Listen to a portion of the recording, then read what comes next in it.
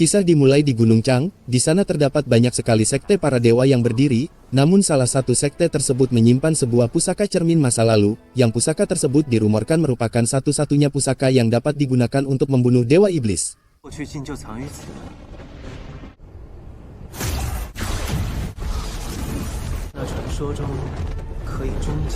Kebenaran ini langsung memancing dewa iblis untuk mendatangi wilayah tersebut, dan kedatangan dewa iblis kali ini tentunya tak akan disambut baik para sekte di sana, dan dianggap ancaman, sehingga banyak anggota sekte yang menyerangnya dan mencoba menghentikannya, namun sayangnya tak satu pun dari mereka mampu untuk mengalahkannya.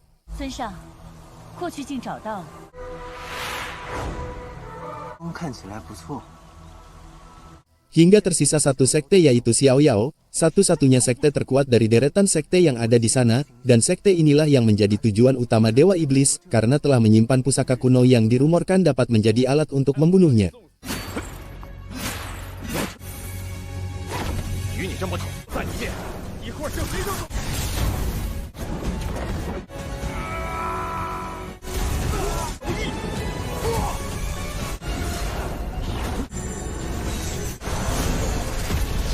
Karena pemimpin sekte tersebut tidak bersedia menyerahkan pusaka yang dimaksud, dewa iblis terpaksa menyerangnya dengan sangat kejam. Sempat ada sedikit perlawanan dari para tetua sekte tersebut, namun sialnya kekuatan dewa iblis sangatlah kuat jauh di atas mereka semua.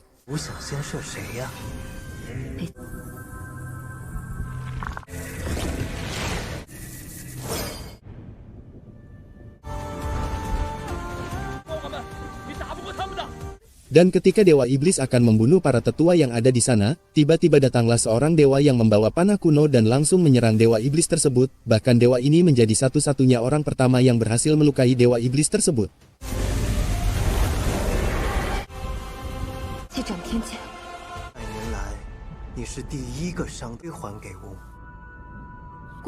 Kebenaran ini langsung memancing ambisi dewa iblis untuk memburu dan membunuh dewa tersebut, namun sialnya ketika dewa iblis akan membunuh dewa yang ada di hadapannya, tiba-tiba keluarlah cahaya dari alisnya dan langsung menyerang dewa iblis tersebut.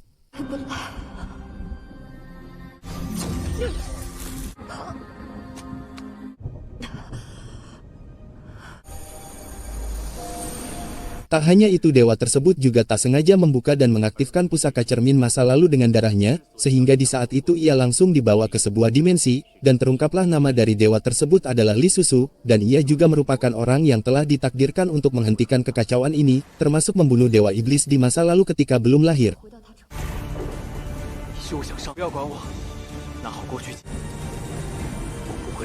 Beruntungnya di saat itu saudara seperguruannya datang untuk membantunya di sana, sehingga kesempatan ini Li Susu manfaatkan untuk kembali ke sektenya, guna melanjutkan misinya yaitu untuk mengubah takdir dengan pergi ke masa lalu.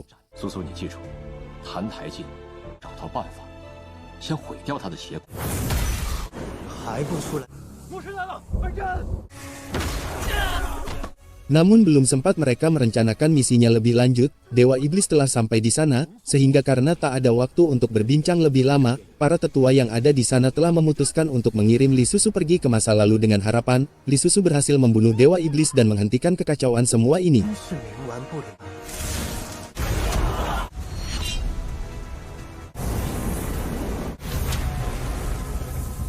Keputusan ini benar-benar sangatlah berat untuk Li Susu. Di satu sisi ia tak ingin melihat sektenya hancur, sedangkan di sisi lain Li Susu takut jika misinya gagal dan mengecewakan harapan semua orang yang ada di sana. Tetapi karena sekarang semua orang yang ada di sektenya telah musnah, maka mau tak mau Li Susu memilih menaruh harapan di pilihannya yang kedua yaitu pergi ke masa lalu dan menghentikan petaka ini semua.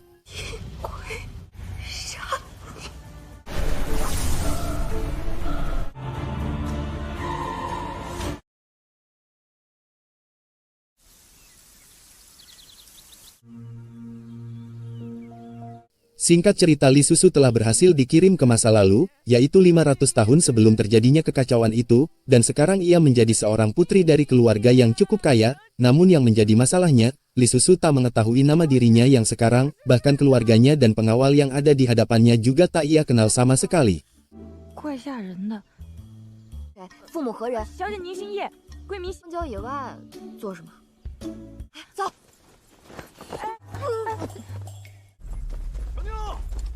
Tak hanya itu, Li Susu juga telah kehilangan seluruh kekuatannya dan menjadi orang biasa, sehingga ia sedikit kesusahan ketika akan menghadapi para bandit di sana yang sebelumnya berusaha untuk menangkapnya. 也该掂量下斤两吧。兄弟们，给我抓！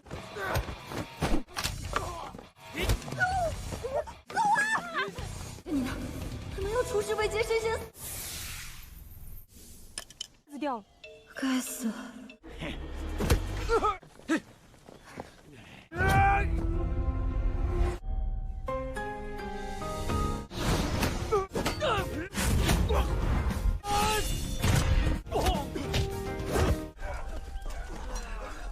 ！Untungnya di sana ada Xiaolin yang membantunya, dan wajah Xiaolin sangatlah persis dengan saudara seperguruannya di masa mendatang. Entah akankah ia menjadi saudara seperguruannya kelak, yang jelas untuk saat ini Li Susu harus tetap fokus dalam menyelesaikan misi utamanya.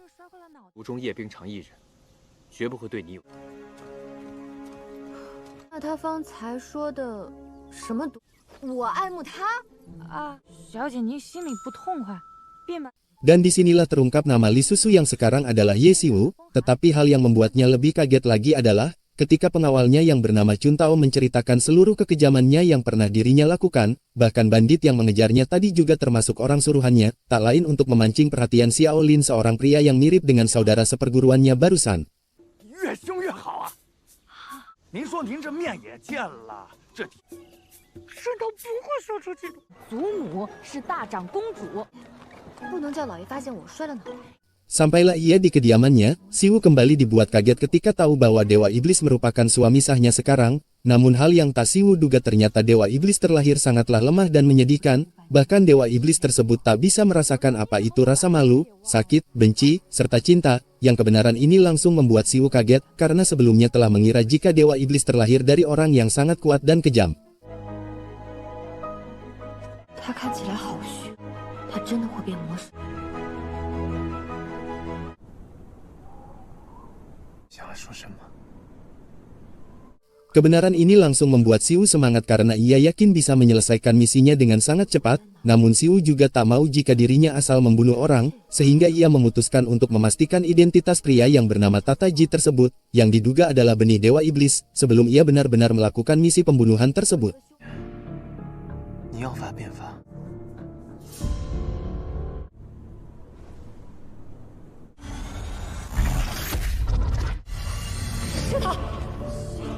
Dengan berpura-pura hilang ingatan, Xiwu kembali mencari informasi lebih banyak mengenai keluarga ini termasuk identitas Tataji, dan disinilah Xiwu mengetahui bahwa Tataji merupakan putra mahkota dari kerajaan Jing, namun karena kelahiran Tataji membuat permaisuri meninggal dan dianggap anak sial, di saat itu juga Tataji langsung dibenci Raja Jing ayah kandungnya sendiri, bahkan ayah kandungnya juga tak ragu menjadikan Tataji sebagai pangeran sandera ke kerajaan Seng guna dijadikan alat perdamaian.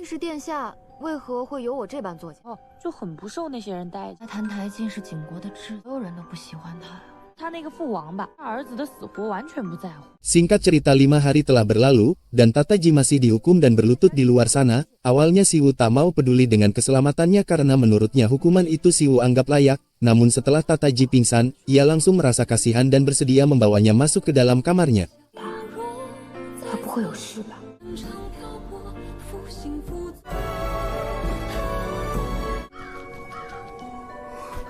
要置你于死地，难道你看？澹台烬，难道他就是在这里死去，然后化身成魔了？ Ternyata untuk membunuh Dewa Iblis tak semudah itu, Xiwu diharuskan untuk mencari tulang iblis terlebih dahulu di tubuh Tataji dan menghancurkannya, barulah ia boleh membunuh Tataji dan berhasil mencegah kelahiran Dewa Iblis, namun begitu sebaliknya, jika Tataji mati terlebih dahulu sebelum tulang iblisnya dihancurkan, maka akan dipastikan Tataji akan langsung menjadi Dewa Iblis yang sesungguhnya. 你又在玩什么花样？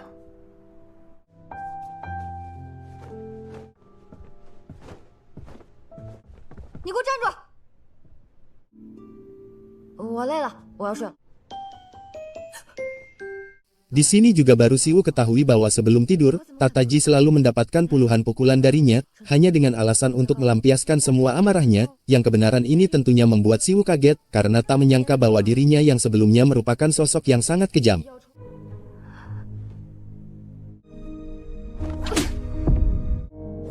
Li Susu，你到底在干什么？我累了。 Setelah 3 jam tertidur, Siwu tiba-tiba terbangun, dan ia kembali dibuat sangat panik ketika ia tahu bahwa Tataji demam tinggi dan sakit. Yang Siwu khawatirkan adalah, jika Tataji mati sebelum tulang iblisnya dihancurkan dan membuat dewa iblis terlahir dengan cepat, sehingga untuk mengatasi semua itu, di sana Siwu memutuskan untuk mengobatinya, dan menjadi satu-satunya orang yang sangat peduli akan keselamatan Tataji tersebut. 今天的草药管不管用？怎么还这么……你好好休息吧，我去睡了。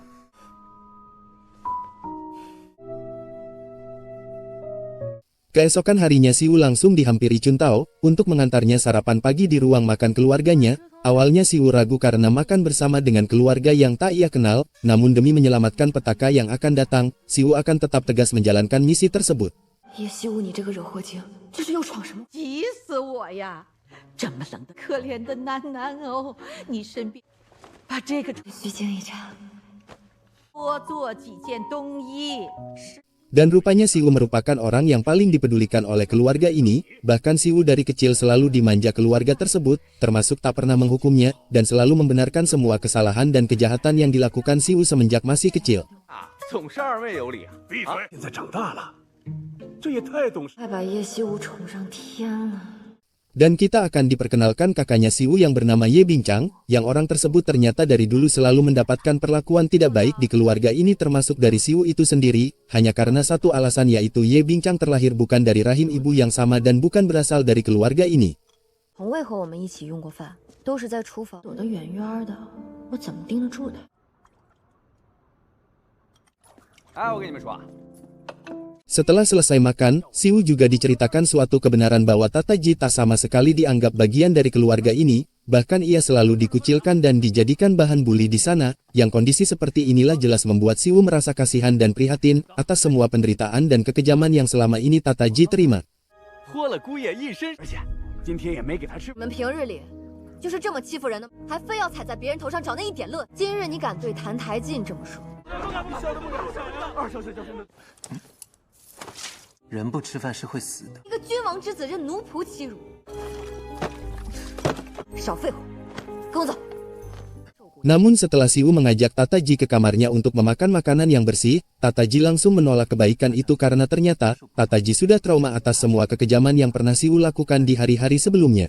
你却一心想要拆散他们二人，想叫他们二人生。 Dan di sini juga terungkap bahwa pernikahan mereka merupakan ulah dari Siwu itu sendiri, yang semua itu bermula ketika keluarga Ye mereka sedang kedatangan tamu dari kerajaan Seng untuk mendiskusikan masalah perang, yang kesempatan itu Siwu manfaatkan untuk menyingkirkan kakaknya Bingchang dari kediaman ini, yaitu dengan menaruh obat perangsang di antara mereka, dengan harapan mereka memakannya dan melakukan hal di luar batas, sehingga mereka dinikahkan dengan cara paksa.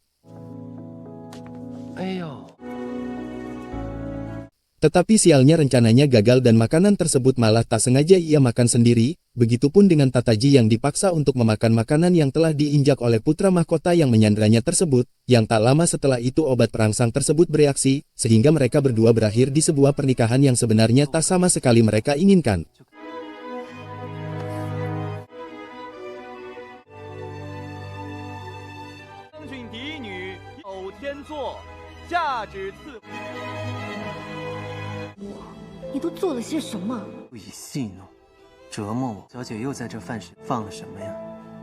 Untuk meyakinkan bahwa makanan tersebut tidak mengandung racun, Siwu memakan langsung makanan tersebut tepat di hadapannya, yang tindakan ini jelas membuat Tataji bingung karena dari dulu ia belum pernah melihat Siwu melakukan sedikit pun kebaikan kepadanya. 女人究竟是怎么了？这几日，那个女人也太正常，这女人反复无常。 Terungkaplah rupanya Tataji juga bisa berbicara dengan hewan apapun itu, yang hal ini semakin meyakinkan identitas Tataji bahwa dirinya memang merupakan benih dewa iblis yang sesungguhnya.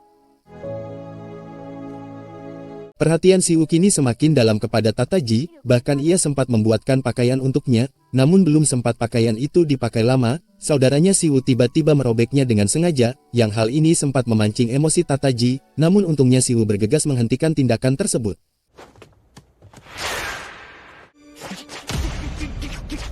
没这几日没打你，把你皮……不给我就去告诉爹爹。衣服没法再穿了，再买一件吧。小姐，宫里来旨，让姑爷入宫。 Tak lama setelah itu, Tataji mendapatkan surat perintah dari istana untuk menghadap sang raja atas keperluan tertentu, yang hal ini pastinya memancing rasa penasaran Siwu untuk ikut dan menyelidiki lebih dalam kehidupan Tataji di masa lalu. 叶家之前一直是住在这里的。不想，诈伪了。景国与我 Sesampainya di kerajaan Seng, kita akan diperkenalkan dengan sang raja di wilayah tersebut yang bernama Xiao Yi. Ia juga merupakan musuh bebuyutan ayah Tataji, dan maksud Raja Seng kali ini yaitu untuk meminta Tataji mengkhianati kerajaan ayahnya, yang hal ini jelas langsung ia tolak, bahkan ia tak sama sekali menunjukkan rasa takut jika keselamatannya kelak akan terancam oleh Raja Seng tersebut.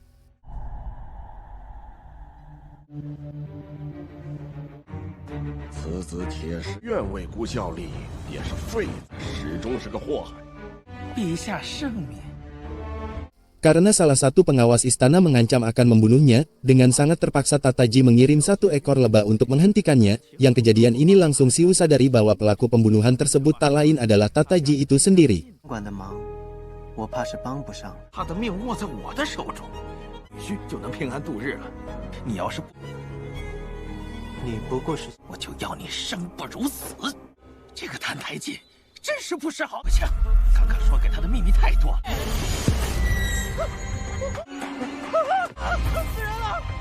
跟随陛下多年的吴总管处巧得很，还从耳孔里爬出，早点休息吧。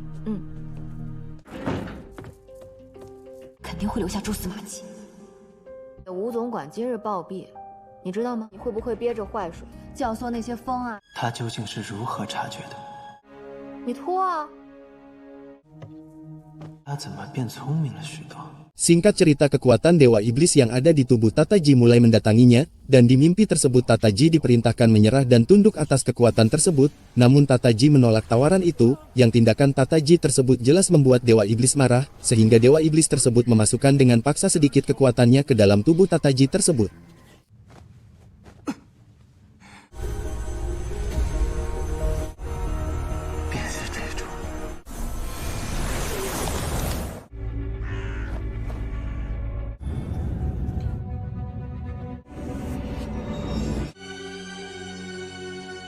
Tak lama setelah itu Siwu mendatanginya guna memastikan keselamatan Tataji di sana, namun lagi dan lagi Tataji dibuat bingung dan terheran atas perubahan sikap Siwu kepadanya, termasuk tindakan kepeduliannya belakangan ini.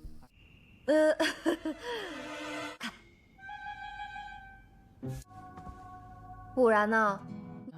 别再乱修指甲了。 Siwu juga mengajaknya pergi menjenguk kakaknya yang sedang sakit, tetapi setelah sampai di sana, ia bertemu dengan Xiaolin yang juga kebetulan ada di sana, dan disinilah Tataji dibuat makin terheran setelah melihat bahwa Siwu tak lagi menaruh cinta kepada Xiaolin, bahkan Siwu juga setuju jika kelak Xiaolin berencana akan menikahi kakaknya tersebut.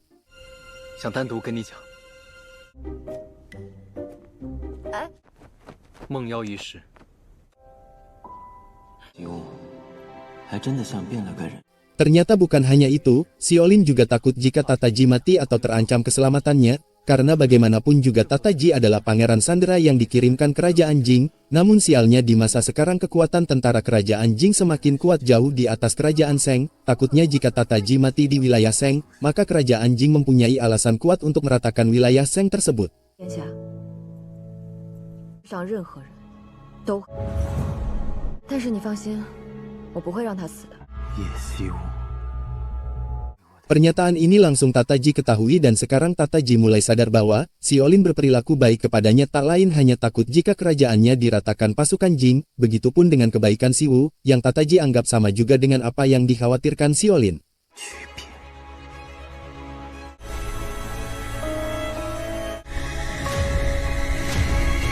Tak lama setelah itu Xiaolin langsung memohon kepada ayahnya Raja Seng untuk menyetujuinya melamar bincang keluarga Jenderal Ye tersebut, tetapi sialnya Raja Ye menyetujui pernikahan tersebut asalkan bincang diposisikan sebagai selir, yang hal ini jelas adalah suatu penghinaan kepadanya, tetapi karena Xiaolin terus meyakinkan bahwa cintanya melebihi posisi permaisuri, maka mau tak mau bincang melanjutkan pernikahan tersebut. 族茂宣冕而为宣城。大长公主，快快请起。 原来如此。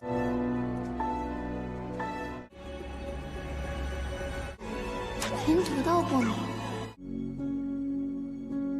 这为什么是今天这般结局？够嫁给殿下，已经心你定然心里难过。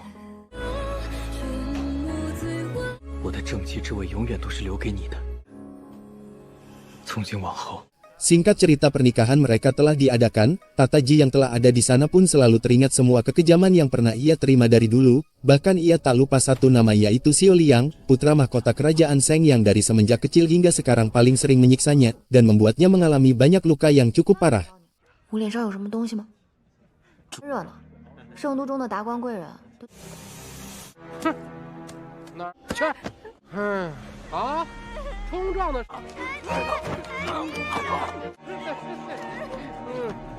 哦，澹台之子，作为新娘的，见过你对叶冰裳献，而你过得连条狗都不过的一条狗。再见。再见，你别和他一般见识。成王侧妃。 Di satu sisi, rupanya Tataji telah bersiap dengan pasukan gagaknya untuk mengacaukan pernikahan tersebut. Dengan tanpa menunggu waktu lama, Tataji langsung membuat mata putra mahkota cedera dan mengacau di sana, yang hal ini sebenarnya sangatlah layak ia terima, mengingat semua yang ada di sana pernah melukainya dan menyiksanya tak terkecuali Xiwu.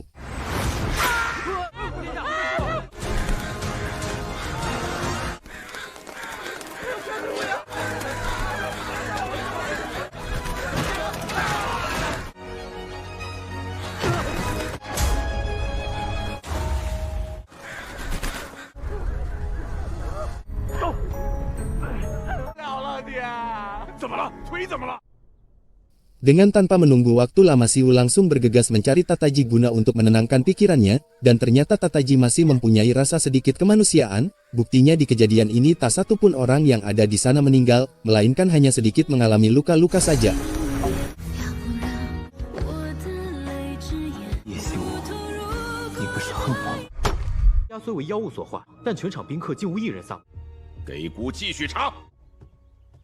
Untuk menambah suasana menarik di sana, Xiwu memutuskan mengajarinya beberapa jimat ilusi kepadanya, dengan harapan jimat tersebut bisa memberikan sedikit hiburan untuk Tataji, namun tak semudah itu untuk mempelajari jimat tersebut. Tataji sudah mencoba beberapa kali namun gagal, tetapi Tataji tak menyerah sedikit pun akan hal itu. "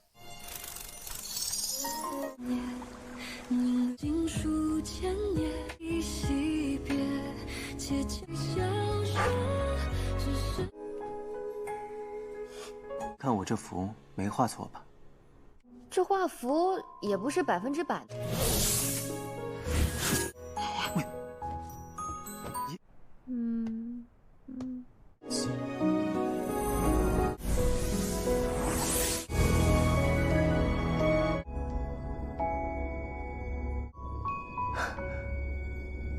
Keesokan harinya, adiknya Xiwu yang bernama Ye Xingyu telah pulang di kediamannya, setelah ia sebelumnya ditugaskan di perbatasan musuh oleh Raja Seng. Namun hal yang lebih membuat Xingyu kesal adalah ketika Xiwu tak menyambutnya, bahkan ia masih tertidur di kamar Tataji. 虎读诗书，那叫一个废。这里岂有小辈缺席的道理？平日里虐打奴仆，将大恐怕自我走后，没人再匡正他的。有人来了，该吃饭了。荒唐！那谁来了？二少爷他回来跟我有什么？ Terungkap adiknya Xingyu ternyata kepala keluarga di sini, dan hal ini bisa terjadi setelah Xingyu dianggap lebih bijak dan tegas dalam mengurus semua keadilan yang ada di dalam rumah ini, dibandingkan dengan ayahnya sendiri. 教训姐姐的道理吧，在这个家大哥说老爷是要被二少爷罚家法的，二少爷去找姑爷，小姐你小心。 Setelah menghukum Xiwu, Xingyu langsung menghampiri Tataji guna untuk mengenal lebih dalam orang tersebut, tetapi belum sempat Xingyu menginterogasi lebih dalam Tataji, Xiwu yang tidak ingin mereka bertengkar pun langsung bergegas untuk menghentikan tindakan Xingyu tersebut. 国王，眼下倒有另一桩事。听错了，我曾在想，我父亲可知晓京中屡屡生乱，妖祟横行。可我听闻，澹台殿下当王府的妖孽，正是乌鸦。二弟，哎。 一直都是待在一起的，他还差点死。青羽方才多有得罪，还望见谅。我同意，你做得很对。 Tak berselang waktu lama, Xingyu kembali dibuat emosi setelah tahu kakaknya satu lagi yang bernama Ye Zheyu membuat masalah, yaitu dengan berjudi dan mempertaruhkan harga diri keluarganya di tempat tersebut. 通报一声，来打断他的狗。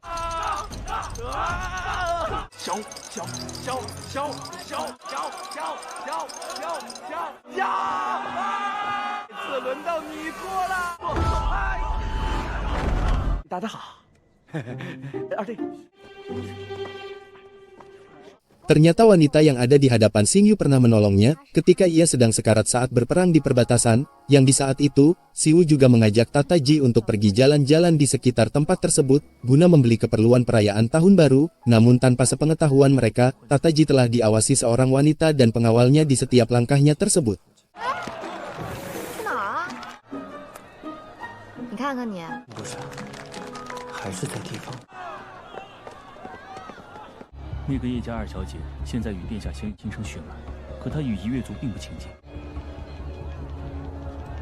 Setelah mereka berjalan cukup lama, mereka tak sengaja melihat adiknya Xingyu sedang berduaan dengan seorang wanita, yang hal ini disaksikan langsung oleh Xiwu, namun yang membuat Tataji tertarik adalah, ketika ia tahu jika wanita yang ada di samping Xingyu merupakan sosok siluman.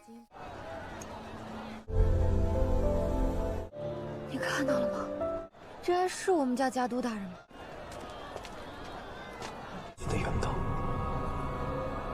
Singkat cerita mereka telah membeli semua keperluan untuk merayakan Tahun Baru, tak terkecuali membelikan baju baru untuk Tataji sesuai janji Xiwu sebelumnya, sehingga setelah semuanya terbeli, mereka memutuskan untuk pulang dan merayakan Tahun Baru bersama.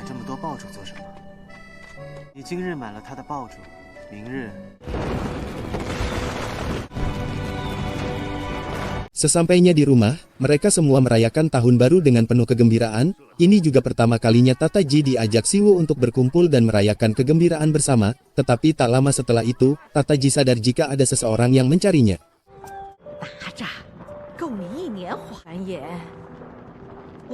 大师兄，你们在天有来亲，看起来也还有。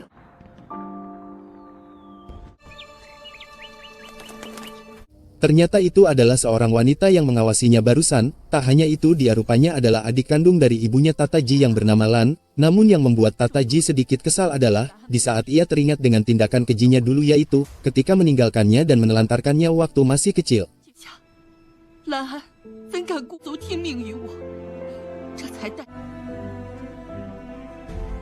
你长大了。 Ternyata asal-usul ibu kandungnya Tataji adalah dari suku Yiyue, dan maksud kedatangan bibinya kali ini adalah untuk menjemput Tataji pulang ke sukunya, namun Tataji tidak langsung menyetujui hal itu, ia berencana menguji kesetiaan bibinya, yaitu dengan memintanya untuk menemaninya pergi ke kerajaan Jing tempat ayahnya tinggal. 回景国，以为是能启程。一听我在渡口，明日在渡口等我。 Karena hal ini di luar sepengetahuan Xiwu, Tataji berencana pergi diam-diam dari kediaman tersebut, namun sialnya ketika ia akan berkemas, tiba-tiba Xiwu mendatanginya dan mengajaknya untuk bermain. 还好，我带了这个。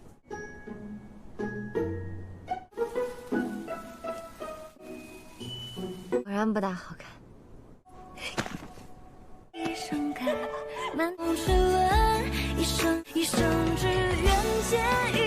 Di satu sisi, Xingyu juga sedang mendatangi wanita yang pernah menolongnya kala itu yang bernama Ran, namun setelah sampai di sana, Ran langsung memeluk Xingyu dikarenakan ia sedang mabuk dan sedikit tak sadarkan diri.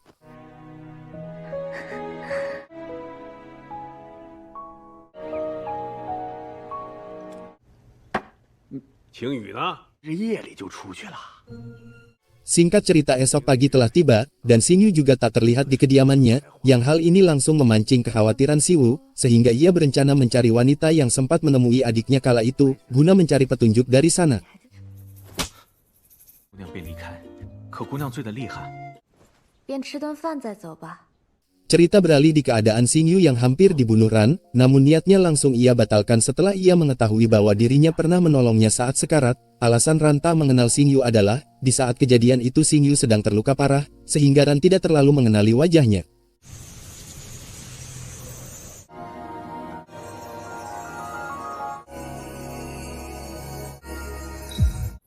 昨日初见，我便认出。你从一开始就知道我是妖。是。Bukan hanya itu, ternyata Xing Yu juga sadar bahwa Ran adalah sosok siluman, namun mengingat ketulusannya saat itu ketika berusaha menolongnya, Xing Yu yang pada dasarnya pria baik pun sangat tidak keberatan jika harus berteman dan bergaul dengan sosok siluman yang pernah menolongnya tersebut.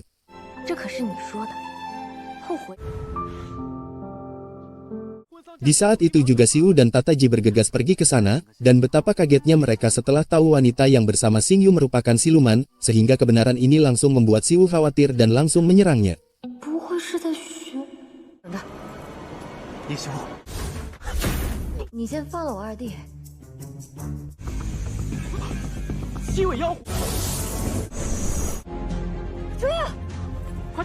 Dengan bantuan praktisi penangkap iblis di sana, tentunya Ran tak bisa kabur dari tempat tersebut, ditambah Tataji yang lebih dulu menemukan siluman itu. Awalnya Ran berencana menyerangnya, namun setelah ia terluka dengan darah dewa iblis di tubuh Tataji, Ran langsung tak berdaya, dan Xiu yang melihat kejadian ini pun langsung menghentikan tindakan Tataji tersebut.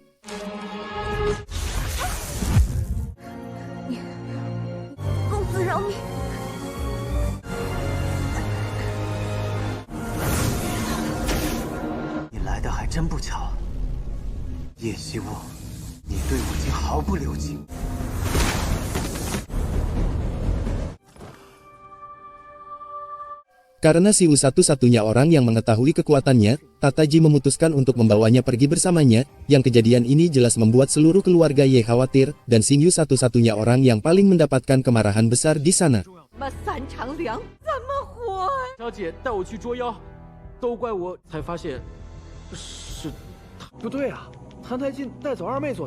Singkat cerita, mereka telah berlayar cukup lama di tengah laut. Di sana Xiu juga mulai sadar dari pingsannya, yang tak lama setelah itu, Tataji datang untuk menceritakan semuanya termasuk terbunuhnya orang-orang jahat di sekitarnya.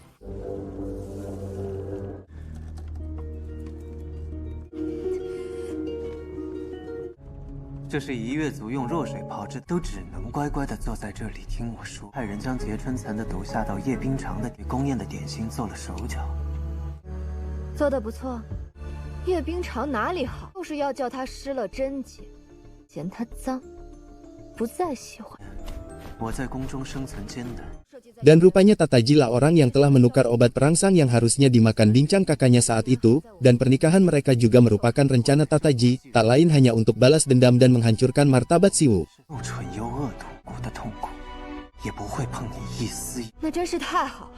Namun ternyata Tataji masih mempunyai sedikit rasa berbelas kasih kepada Xiu, sehingga di malam itu ia tak sama sekali melakukan hal apapun, dan Xiu hanyalah tertidur biasa sepanjang malam di samping Tataji tersebut.